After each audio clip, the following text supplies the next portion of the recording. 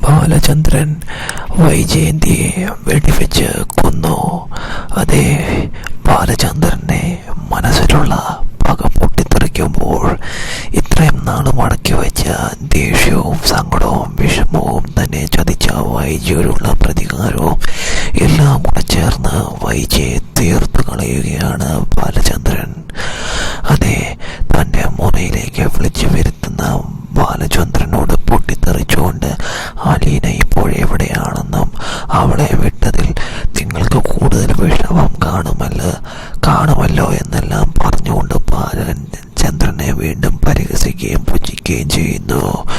അതോടുകൂടി നിയന്ത്രണം വിടുന്ന ബാലചന്ദ്രൻ, അലീന ആരാണെന്ന് നിനക്കറിയാമോടി? നിന്റെ നാവിത്ര വിളയാടുന്നത് എന്തുകൊണ്ടാണെന്ന് നിനക്കറിയാമോ? നിനക്ക് സത്യങ്ങളൊന്നും അറിയില്ല അലീന.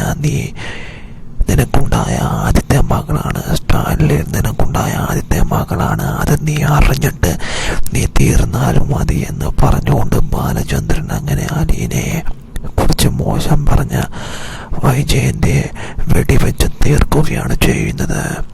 എന്തായാലും അധികം വൈകാതെ തന്നെ ബാലചന്ദ്രന്റെ കൈ കൊണ്ട് തന്നെ വൈജയന്തി